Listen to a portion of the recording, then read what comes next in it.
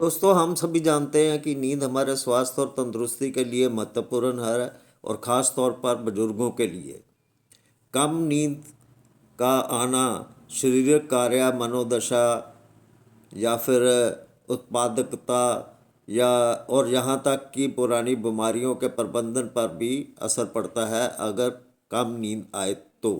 एक अध्ययन के अनुसार रात्रि के समय 68 से लेकर 77 डिग्री फ़ारेनहाइट यानी कि 20 से 25 डिग्री सेल्सियस का तापमान आदर्श नींद के लिए अच्छा सबसे अच्छा है। लेकिन यह दिलचस्प बात है कि जैसे ही तापमान यानी कि कमरे का तापमान 25 से 30 डिग्री सेल्सियस तक बढ़ता है तो नींद की क्षमता 5 से लेकर 10% की भारी गिरावट आ जाती है।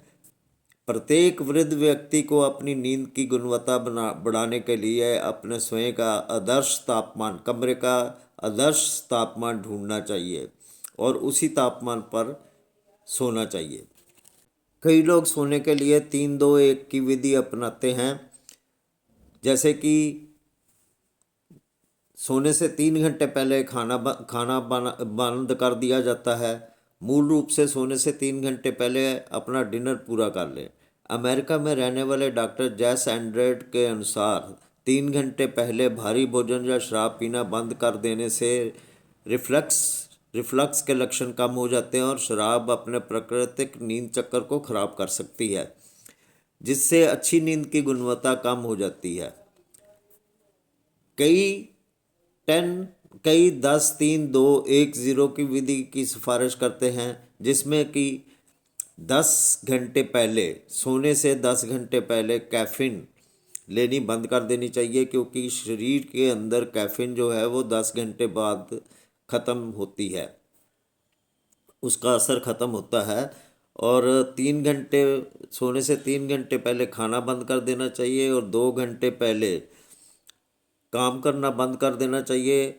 काम के बारे में सोचना या काम ख़त्म करने की कोशिश करना बंद करें और मूल रूप से अपने दिमाग को थोड़ा आराम दें।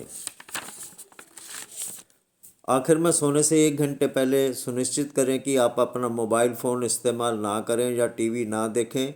बिस्तर पर जाने से 1 घंटे पहले स्क्रीन देखना बंद कर दें। स्क्रीन से निकलने वाली नीली रोशनी शरीर के प्राकृतिक नींद चक्र को बाधित कर सकती है।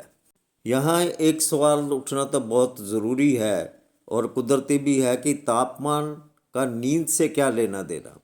यह एक बड़ा सवाल है। दरअसल हमारे आने वाली नींद का चक्कर हमारे सर्काडियन रिदम से नियंत्रित होता है। यह सर्काडियन रिदम सूरज के प्रकाश और अंधेरे पर आधारित होता है, जिसे हाइपोथैलेमस में दिमाग का एक हिस्सा नियंत्रित करता है। इससे हमारी अच्छी और गहरी नींद के पीछे इन्हीं सब चीज़ों का हाथ होता है और यह सब चीज़ें कमरे के तापमान से जुड़ी होती हैं। यही वजह है कि विशेषज्ञ सलाह देते हैं कि अगर आप एक अच्छी गहरी नींद लेना चाहते हैं तो आपको कमरे का तापमान तय मानक के अनुसार ही रखना चाहिए। 15 साल से कम उम्र के बच्चों के कमरे में एसी का तापमान 21 डिग्री सेल्सियस रखा जाए तो उन्हें सुकून की नींद आएगी। बच्चों को गर्मी भी ज़्यादा लगती है और सर्दी भी। ऐसे में बच्चों के कमरे का तापमान 21 डिग्री होगा तो उन्हें सुकून की नींद आएगी। अडल्ट्स के लिए कमरे में एसी का तापमान 20 डिग्री सेल्सियस होना सही रहता है। इस तापमान पर नींद अच्छी आती है। अगर आप एसी का तापमान 20 डिग्री सेल्सियस से कम रखेंगे तो ज़्यादा ठंड के कारण तबीयत खराब होने का खतरा भी रहेगा। बुजुर्गों के लिए कमरे में एसी का तापमान 24 डिग्री सेल्सियस रहता है।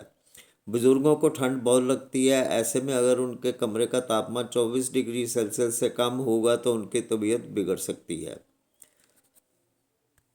एक डाटा के अनुसार आमतौर पर कमरे का तापमान 20 से 22 डिग्री सेल्सियस यानी 68 से 72 डिग्री फ़ारेनहाइट के बीच होना अच्छा माना जाता है। हालांकि गर्मियों और सर्दियों के लिए कमरे के तापमान की सिफारिशें अलग अलग हो सकती हैं। गर्मियों के लिए 23 से लेकर 25.5 डिग्री सेल्सियस यानी कि 73 से लेकर 78 डिग्री फ़ारेनहाइट तक टेम्परेचर होना चाहिए। सर्दियों के लिए 20 से लेकर 23.5 डिग्री सेल्सियस यानी कि 68 से लेकर 74 डिग्री फ़ारेनहाइट होना चाहिए। वहीं वैज्ञानिक कामों के लिए कमरे का तापमान औसतन 23 डिग्री सेल्सियस रखने की सलाह देते हैं।